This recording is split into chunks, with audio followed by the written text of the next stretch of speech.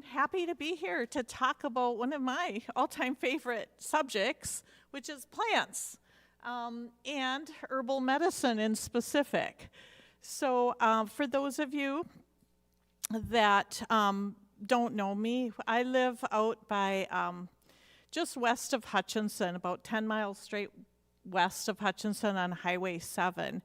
And this is like a picture of our herbal garden that's on just right next to our farm shop where we have well, I'll show you some pictures of what that'll be just as soon as Teresa gets situated there. We can go on to the next slide. Okay.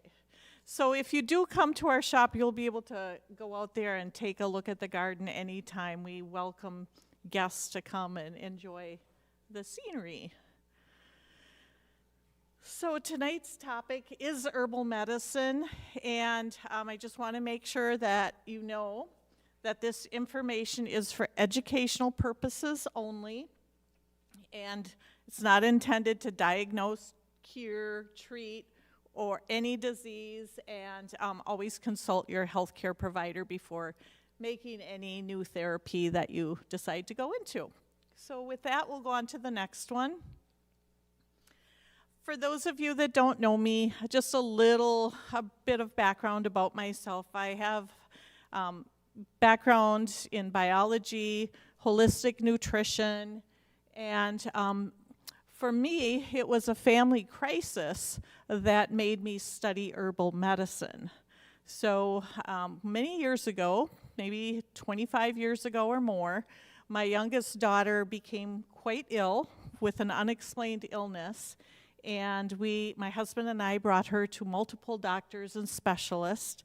Nobody had any answers, and she was going downhill. She was 4 years old and only 28 pounds. And we were actually worried we might lose her. And so we looked outside of the regular doctors and clinics, and we went to natural medicine for answers. And one of the things that we did was go to an herbalist in Minneapolis. And for me, that was like my aha moment. I was sent home with some tinctures, herbal tinctures, which just are the herbal extract of plants. I think it was about 3 or 4 little bottles, and I was instructed to give so many drops under the tongue twice a day. And I thought, well, I'll just try it. It probably won't work. Nothing has yet. But I was really, really amazed. Within 2 weeks, I could start to see color come back to her body. I could see, things changing, and I knew that this was on to something. Not really surprised because, after all, the plants and everything have been around for centuries, thousands of years, and they were used way before any of the other medicine was invented, and they were created and outside for a reason. So that's what really brought me to really study herbal medicine. So from that point, I studied for years and years and years, and then went through a clinical apprenticeship for 1.5 years, going back and forth to Minneapolis when the kids were in school. And then I started my own practice just after helping family and friends and seeing absolutely remarkable results. And all of this has kind of just expounded and kind of come full circle because my business partner today is that daughter, and she's had her very own daughter too. So who's just in the back of the room, and the little new baby's 3 months old. So it's just the funnest thing to go to work every day doing what you love with the people that you love. And so I think we can go to the next slide. So this is what a picture of our shop looks like. We built it on our farm homestead, which is a 180-acre farm, and we raise sheep, and thus the name. We started with lamb shop. We just started selling lamb, and it turned into this whole thing where we have a wellness center. In our shop, we have bulk herbs, a lot of different bulk herbs you can see that you can use to make your own creations. We have prepared products out there, tinctures and salves and oils and like tea blends and homeopathics, organic food and produce, also produce that we have from our greenhouse that we sell there too. What else do we have? Lots of things. We have a ton of stuff. We work with other local producers too and help promote their products as well. So we can go to the next slide. And this is our wellness team. It just started out by me helping people out of my home in the back sun porch and turned into a whole business that supports employees and families and everything. And our wellness team actually consists of 9 people right now. We have a thermographer that comes in once a month. And if you don't know what thermography is, it's like infrared imagery of your body, and you can see where problems can be starting. It indicates inflammation. Often breast cancer and things are detected way before they normally would with a mammogram if you do thermography. And by the way, if anybody is interested in that, we do have our thermographer coming in this week on Friday, on the 14th, and we do have a few openings if that's something that you're interested in doing. We also do holistic massage therapy. Some of you might know Julie Mannanen. She's from Dassel area here. She is our massage therapist. And we have energy work. Stacy Pank from Litchfield does that. We work with functional medicine, sending in urine and stool samples to analyze what your body's missing. Are you low in B vitamins? Do you have a GI problem? Is there a missing bacteria that you have or something we need to do so we can get to the root problems? So we do lab tests that we send out. And then I do herbal medicine and nutrition, as does my daughter, Clara. And then we also have a couple practitioners that do Emmett technique, which helps with pain and chronic pain and acute pain, and it works with nerve and muscle, changing the patterns to make the pain go away in a more of a root cause type thing. And we have myofascia. My son-in-law Noah on the edge, he does that. And then also Andrea Wilson from this area too. She's a practitioner there as well. And then we have a counselor that does mental health as well. And then finally we have like a full body detox thing that we do. It's called an ion cleanse, and that's kind of what we do besides, just helping making all these herbal products. So we'll go on to the next slide, and I promise you we will get into herbal medicine. So that's a little bit of background so you can understand kind of where we're coming from. And since this is the basics of herbal medicine, we kind of ask, well, what is herbal medicine? Because it might be new to a few of you. You might not really know that much about it. And according to the American Herbalist Guild, which is the governing body for like all the herbalists in the United States, officially the definition is the art and science of using herbs to promote health and preventing and treating illness.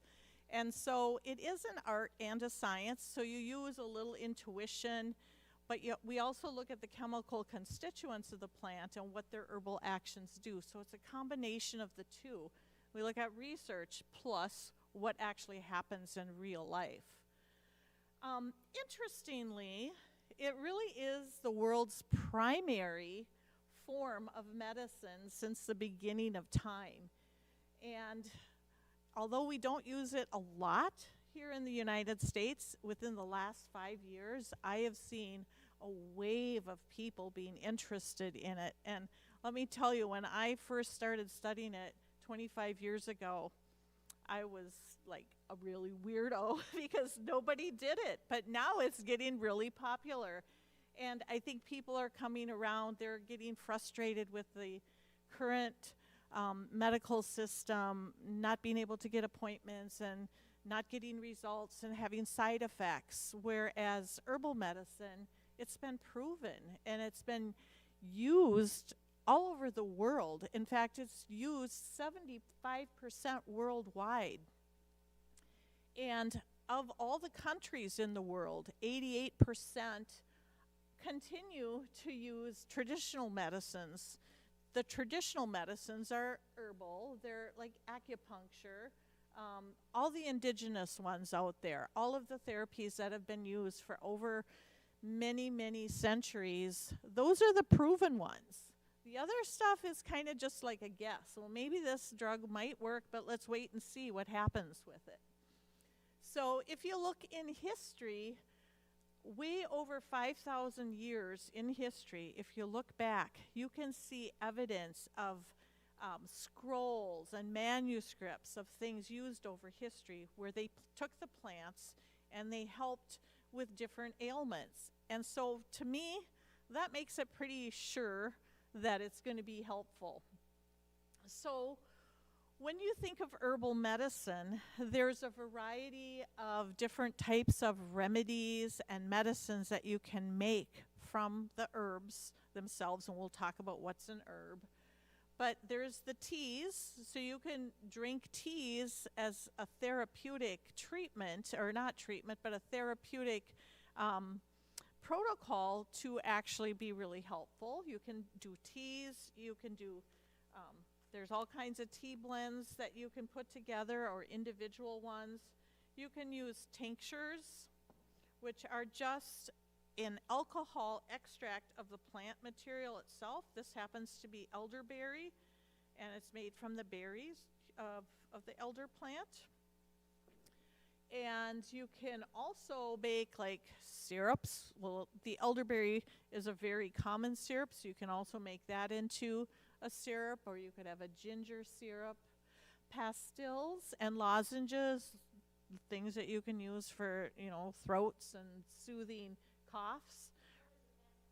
Pastille, it's made from a ground up herb.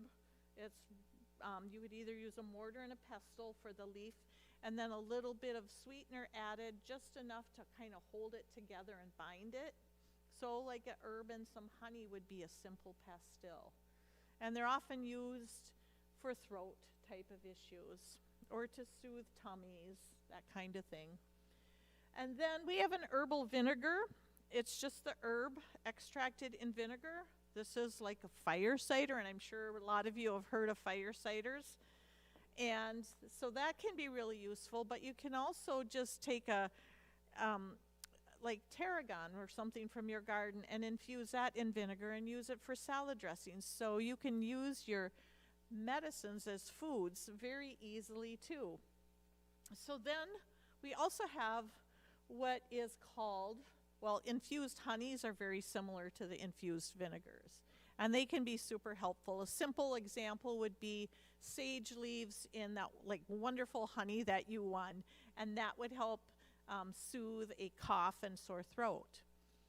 The other thing that's on the list there is oxymel's, and all that is vinegar, like an infused vinegar and maybe an infused honey, and the vinegar and honey and water together. So then we have poultices, which can be the plant material, whether it's dried or fresh, and applied topically, typically on a wound or a rash or something of that nature. A compress is a tea, essentially an infused herb made into a tea, and then you take a cloth and you put it in there, and then you apply that topically too. And then liniments, those are always used topically, like for instance for varicose veins.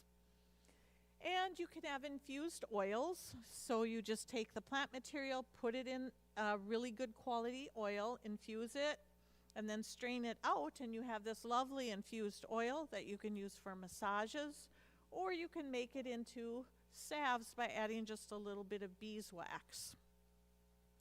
And then finally, you could do like a herbal bath tea for hydrotherapy.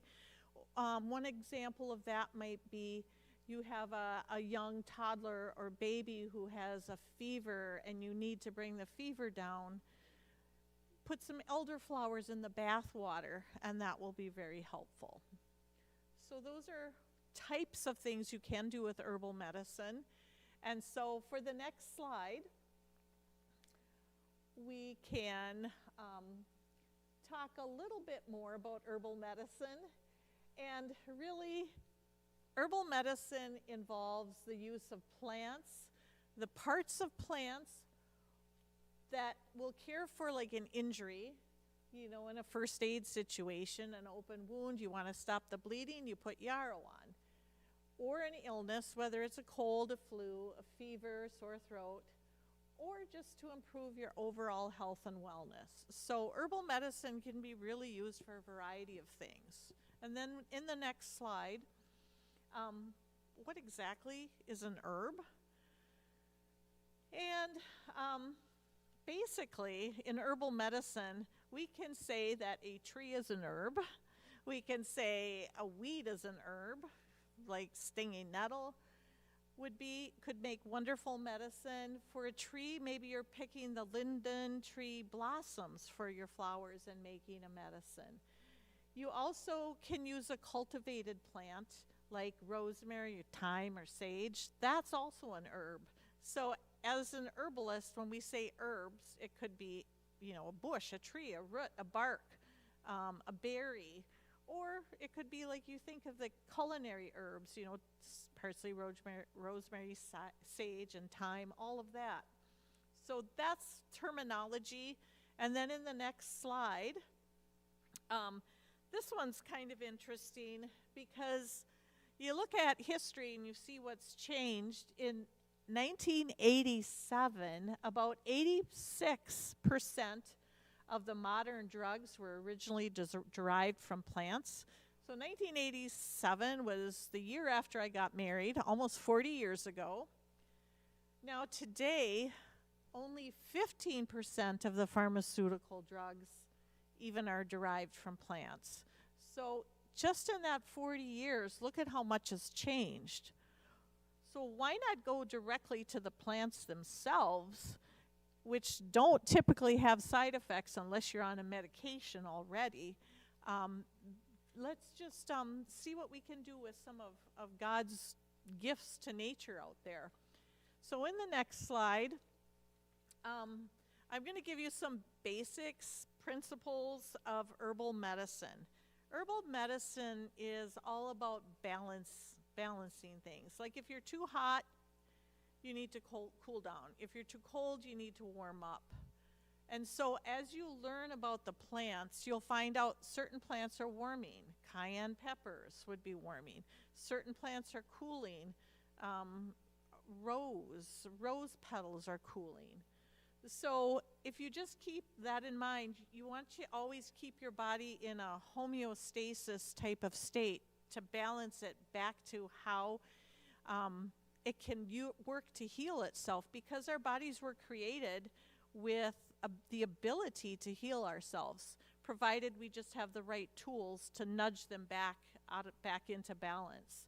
So think of cooling herbs as reducing irritation in the body and excess heat. If you're too hot, you bring in the cooling herbs, your body gets back into balance. Once you're back into balance, it can work to heal itself. Warming herbs help relieve depression and cold. Now, by depression, I'm talking depressed tissues, like your feet are starting to turn blue because you don't have circulation there. Not like, I'm so sad, it's no sun outside today, not that kind of depression. The depression of cold. Like think of a frozen pond, like here in the winter. All of the fish are just sitting there. They're not moving around. That's kind of a cold, depressed state if it were your body. Okay, so neutral herbs are neither warming nor cooling. They're obviously neutral. Drying herbs treat what we call stagnation, which means just something stuck in the body. And they also work with water retention. So in this situation, you're looking at drying up a situation in your body that's too wet. Maybe you have diarrhea and you need to dry it up. Well, you could stop that diarrhea with, let's say, raspberry leaves that would be very astringent and help dry that up. Moistening herbs help restore flexibility and tissue functions in atrophy. So atrophy just means that your muscles are kind of dry and they're kind of withering away.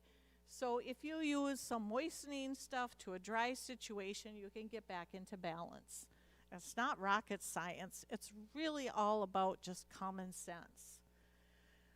Balancing herbs help bring tissues back to the normal state from either stagnation or atrophy. So there's some herbs that just help balance.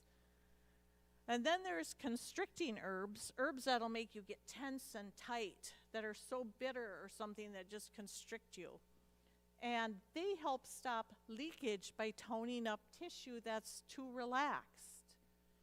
And then relaxing herbs like valerian will help ease muscle spasms and improve the flow of energy and fluids by helping ease those constrictions. And then finally, nourishing herbs help provide nutrients that help the body heal itself and restore normal function. All right, well, let's move on to the next slide. Now with herbal medicine, and remember this talk is just kind of beginning herbal medicine, there's something called the doctrine of signatures. And I find this so fascinating.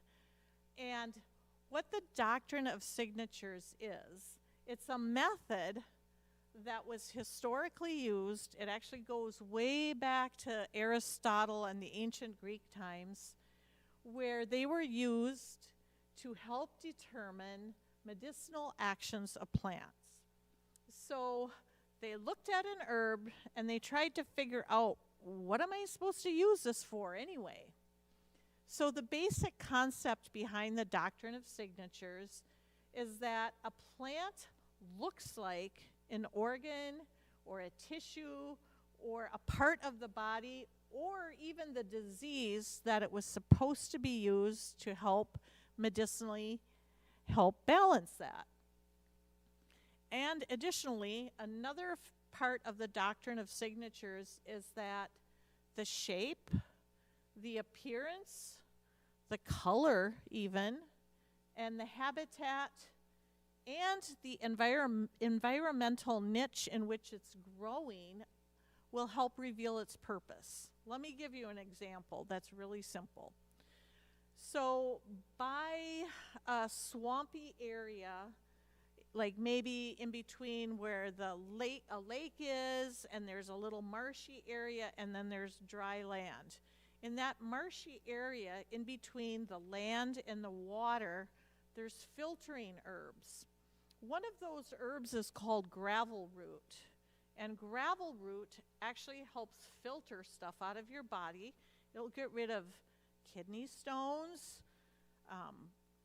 bladder stones, and it's also really good for people with rheumatoid arthritis. And it's like a sieve of filtering things. And there's a lot of plants that will do that. And so where it's growing makes a big deal. So because if you pick it where it's in its natural form, in nature, it oftentimes has a lot stronger medicinal properties if it's just cultivated in a field because of where it's growing. Like the dandelion, for instance, it leaches calcium from the soil. It pulls it up to a usable form. And if you want to improve your calcium for your bones, a great way to do it is eating dandelion. And so where the plant is growing is a big deal.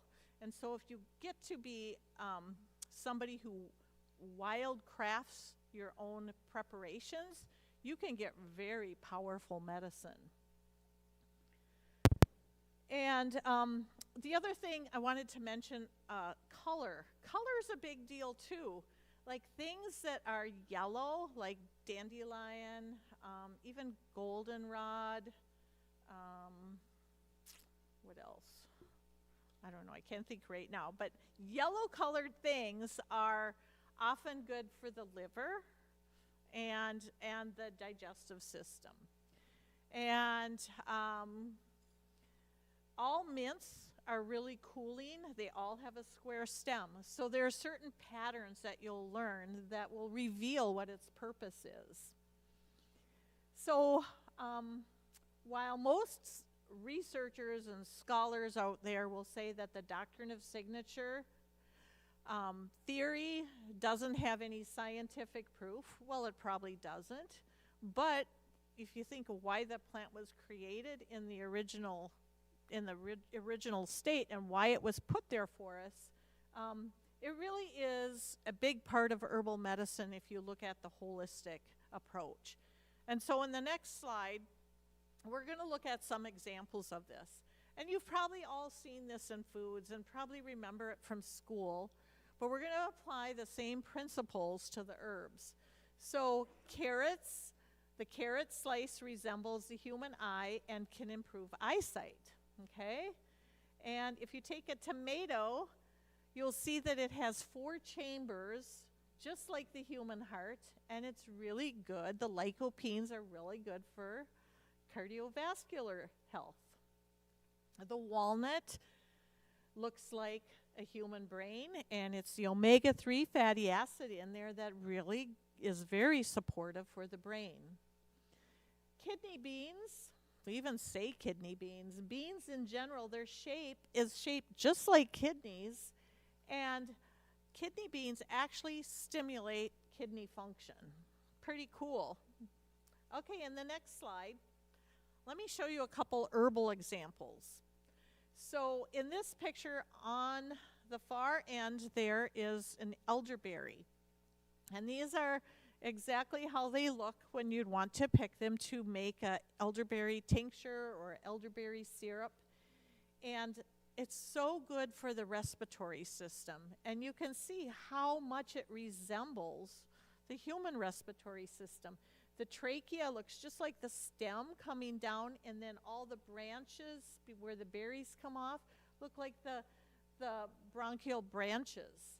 And even if you take an elderberry branch and you did a cross section of it and you looked at it, you could hollow it out just like the trachea.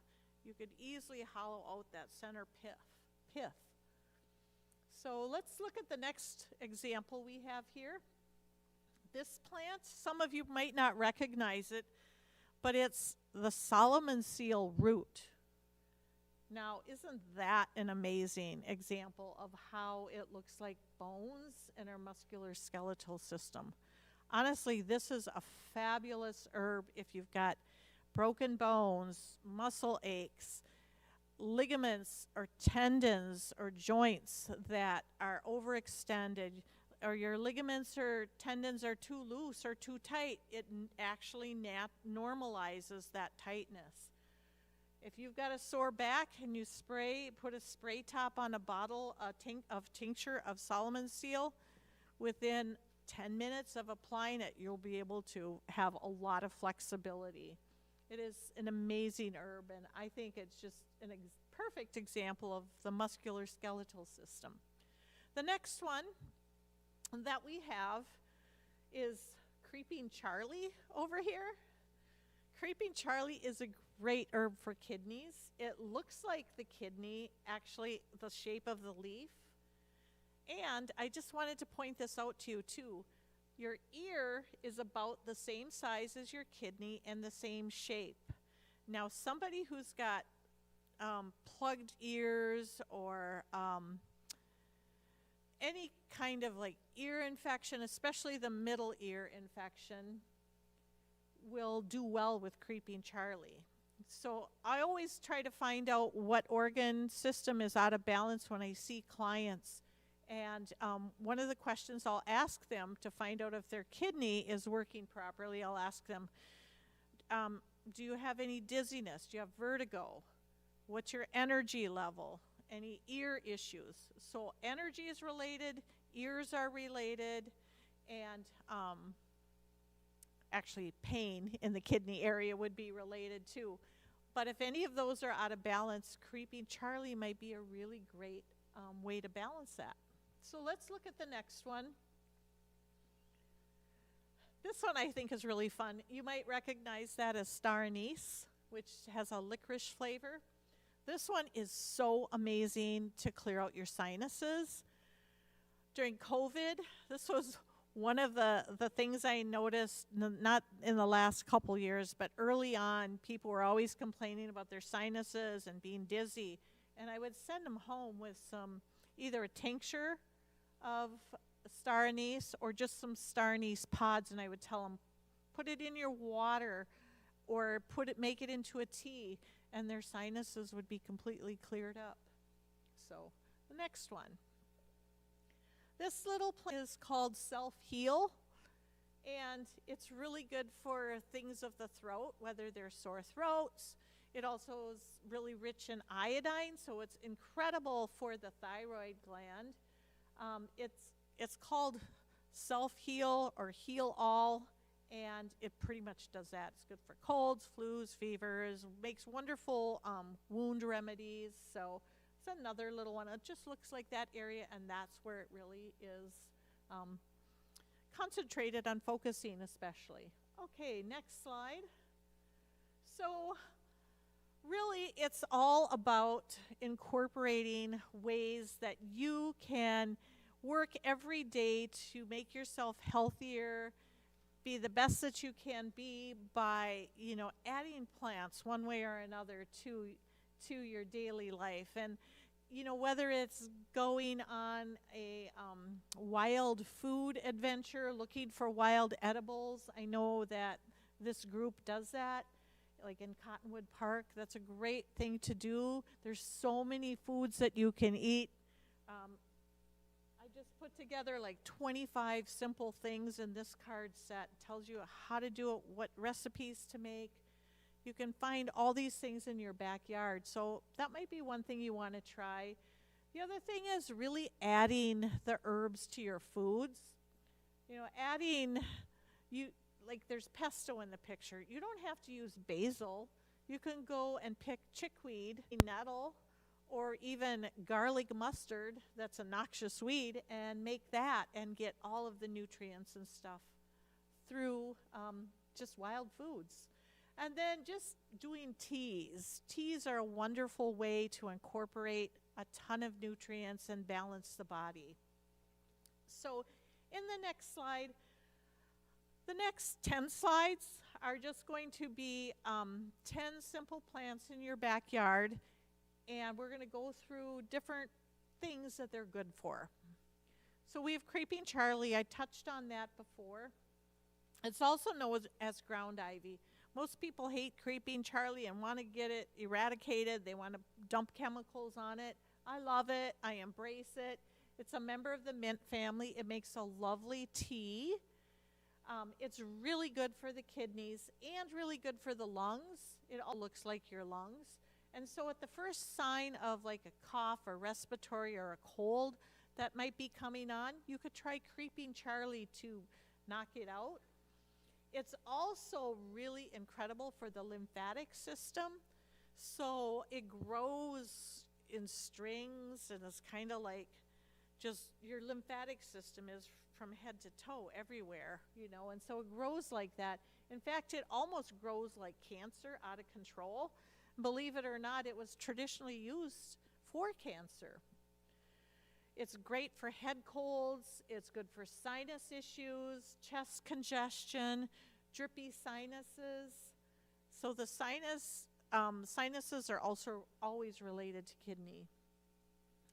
It's good for inner and middle ear issues, tinnitus, dizziness, and it pulls mercury. It'll pull a lot of the heavy metals, lead.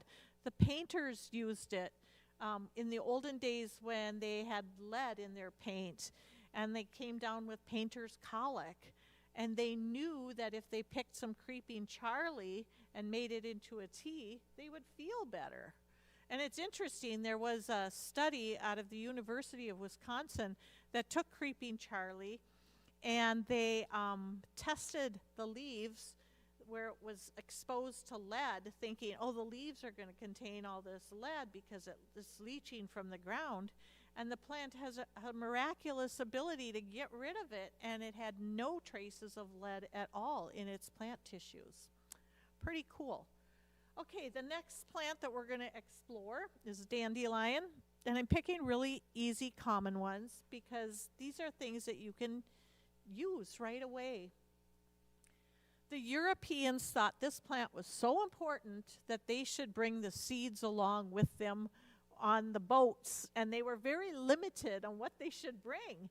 And so this is not native to our country, but it has an incredible wealth of things we can use it for. Let them come on the lawn. Don't take them out. You can do so much. And let me tell you some of the things that you can do with it. It's an incredibly nutritive food. In the springtime, after eating, more heavier foods, especially like the early settlers where they had have dried deer meats and, they didn't have any fresh vegetables coming in with no transportation system. And so they used it for a springtime tonic so that it would stimulate digestion and get the bile going and make that liver clear out all that stuff from wintertime and help the pancreas produce pancreatic juices.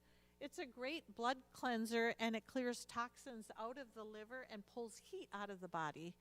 If you take the dandelion stems, let's say pick 7 to 10 stems, and you do it for 7 to 10 days, and you actually chew them and eat them, that's like a free gallbladder cleanse. You don't have to buy any pills. You don't have to, go through anything to break up those stones. It'll make your gallbladder work better and clean out the liver. People use the sap from the dandelion to get rid of warts and age spots and calluses.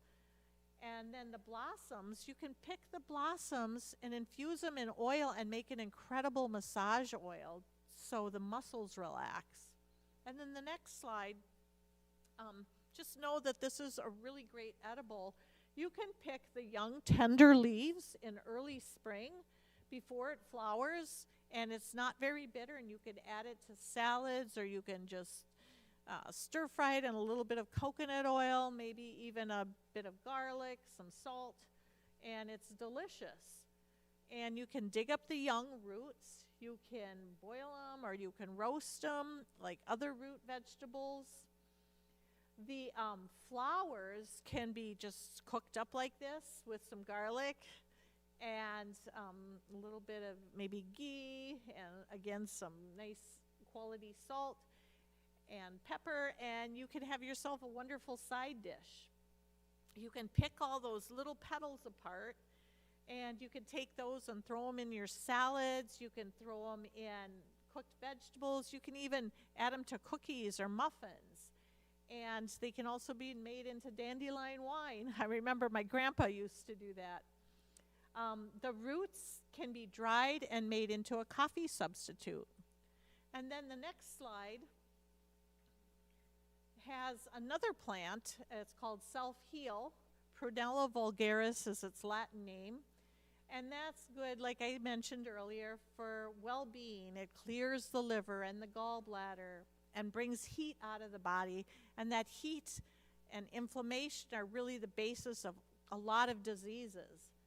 And you can use it for sore throats. You can use it for bleeding. You can use it for swollen glands. You can use it for gout, jaundice, vertigo, even low blood sugar.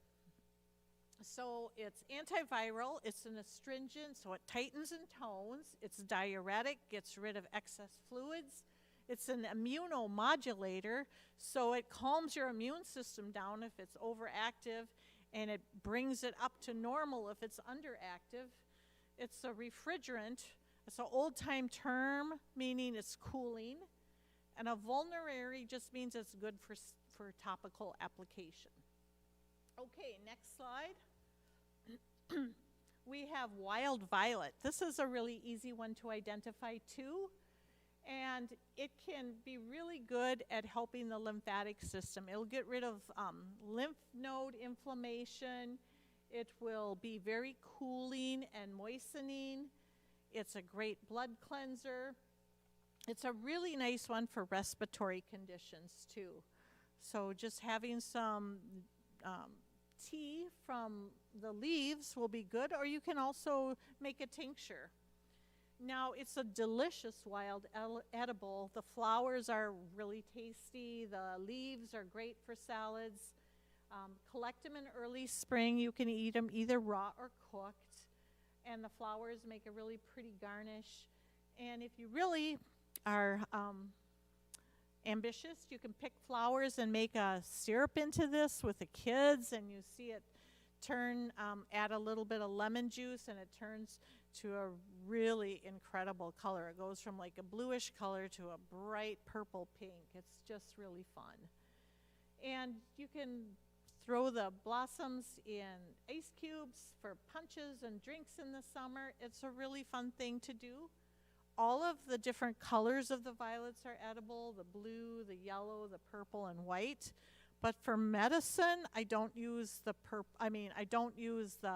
yellow or the white. I just use the bluer and the purplish colors. Okay, next one. Garden sage. This one is great. It's the Latin word is salvia, and that means to heal or savior. Sage is great for any kind of digestive issues. That's probably why we use it, like with cooking meats and stuff. It's good for circulation, and it's a wonderful sore throat remedy. Just amazing. Use it at the first signs of a cold or flu. You can add it to your fire cider if you want. It helps with night sweats and hot flashes. It regulates hormones. And it's really good for the elderly. If you look at a sage leaf, it looks just kind of like a tongue, like a really old person's tongue. And it is good for everything in the mouth, the gums and the teeth and the sore throats. It's very, very useful for that. Okay, in the next slide, we will look at cayenne, because this is one that you can grow very easily. It is a member of the nightshade family, the same family that tomatoes and potatoes and eggplants are in. And it's really a well-known heart tonic. It's great for everything cardiovascular, everything circulatory. It actually regulates the flow of blood. So if you're in the kitchen and you cut yourself with a knife, you can reach in your kitchen cupboard and grab some cayenne pepper and put it right on there, and it will stop the bleeding, and it doesn't hurt. And it is great for stimulating digestion, good for respiratory conditions. Actually, neuralgia and shingles, it can be helpful, and even Raynaud's disease, where your hands get so cold and they don't have circulation, almost turn black. It'll be helpful for that. So it's really good for a ton of things. And then we'll look at the next slide too. Yarrow, a very lovely one that you can find in the wild. Easy to identify. It's a wonderful first aid plant. Everybody should know how to use this plant. It was named after Achilles, the Greek leader of the Trojan War, and he used it to heal battle wounds. And it was found in the bags of the Civil War soldiers that they would carry in their pockets and stuff, and they would use it to pack their wounds. And it's an astounding blood regulator. It stops bleeding, it heals the body, it takes away the pain. It's absolutely amazing for any type of first aid situation. But you can also use it for fevers if you're coming down with a fever.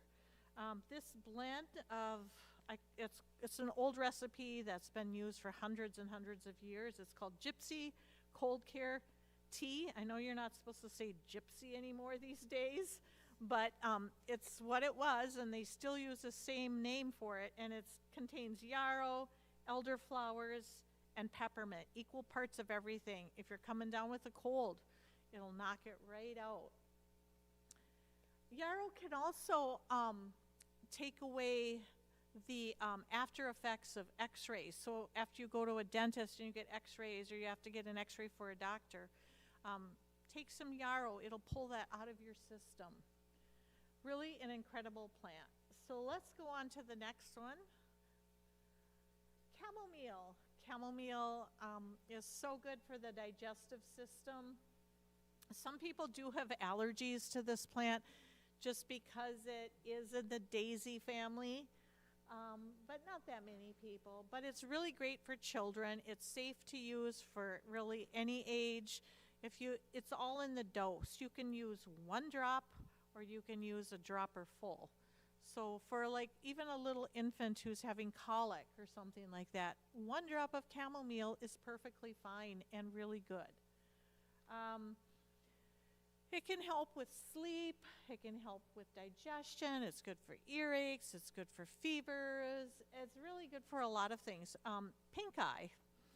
Just take a chamomile tea bag, make it, have the child, usually children get it, have them drink the chamomile tea, and then afterwards put the tea bags on their eyes. Within 3 days, voila, cleared up. All the pus is gone.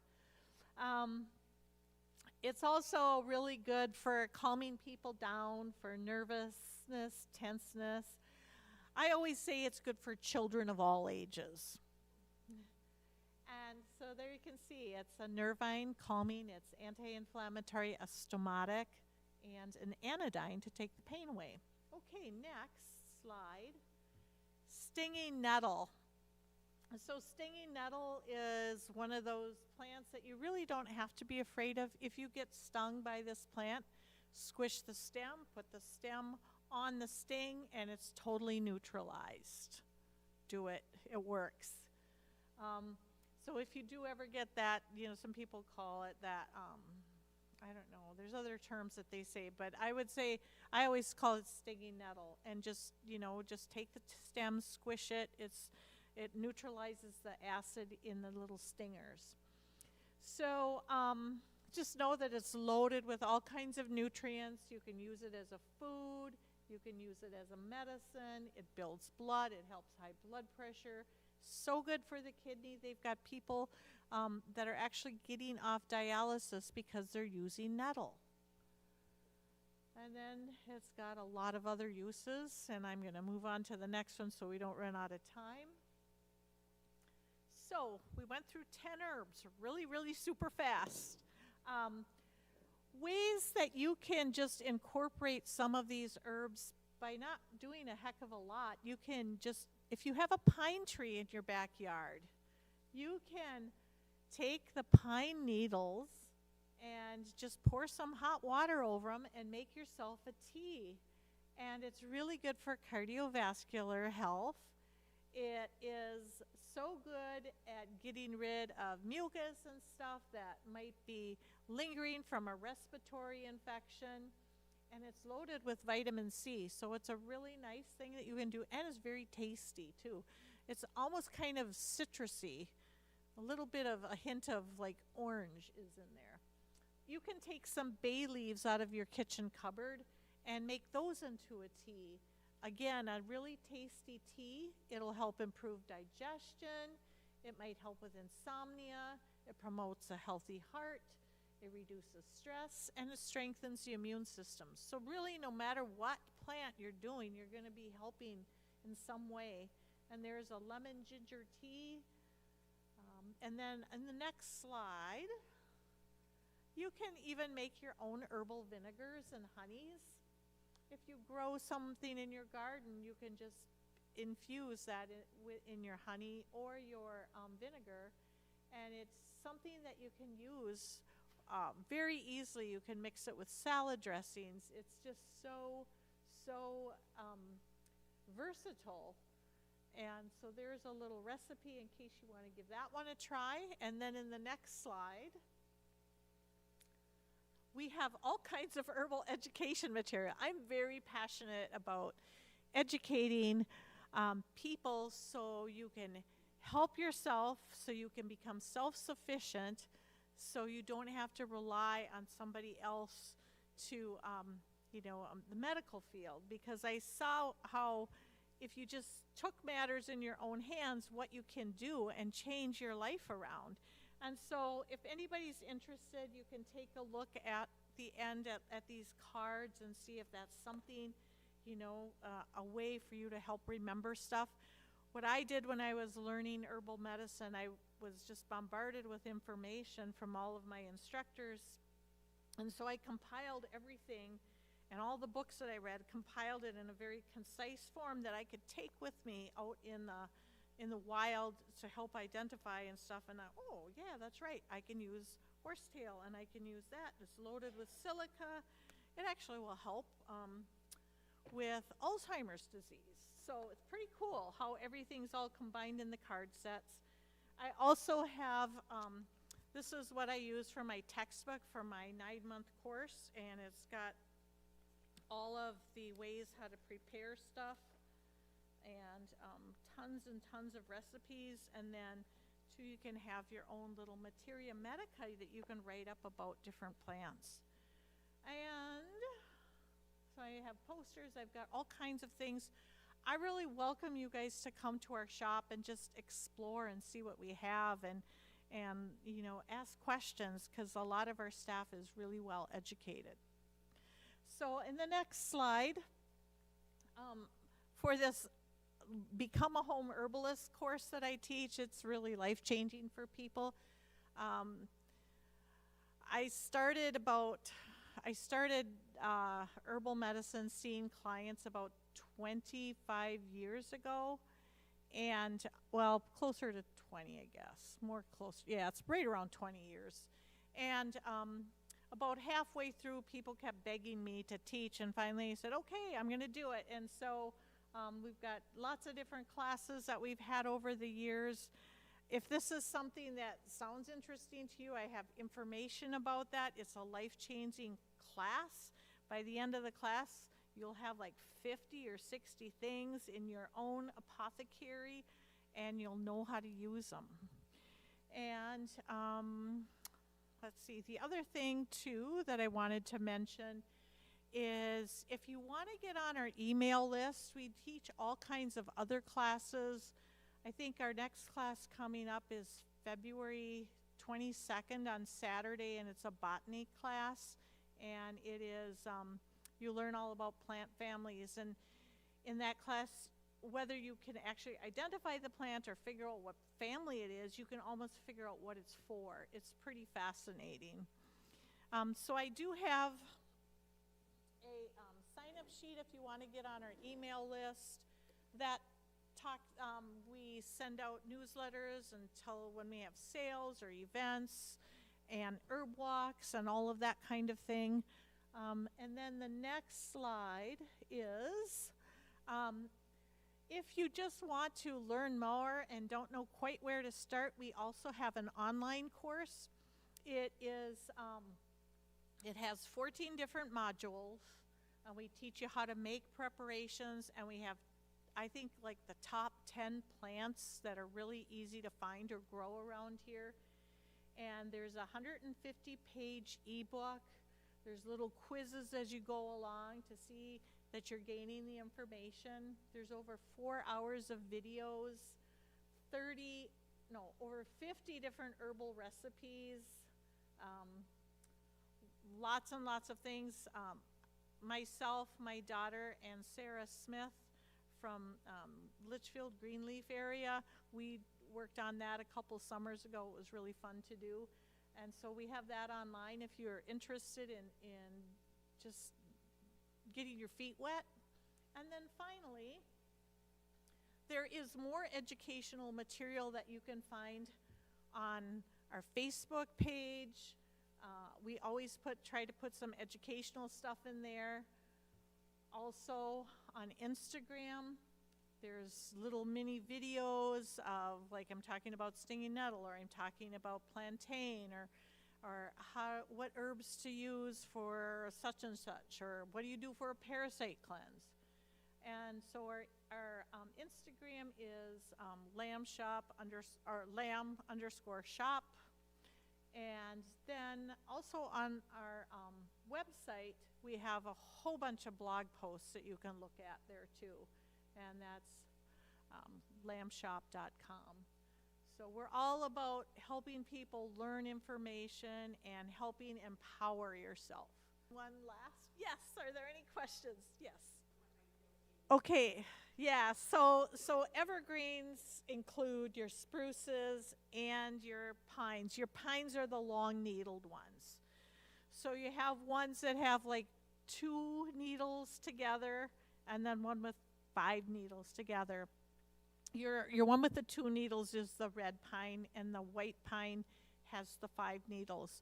Doesn't matter, you can use red or white pine. You could use spruce, but it's not quite as fun. It kind of smells a little skunky if you make it into a tea, where the other one smells really good. But I would stick with the long needled ones, and then they'll come off in groups of 2 or 5, and you know you've got either red or white pine. Another question I thought I saw. Maybe that was just it about the pine needles. You know, the pine needles has a special chemical constituent in it. I think it's called shikimic acid, and that is what we were using to help clear COVID stuff out. So, yeah, very, very good.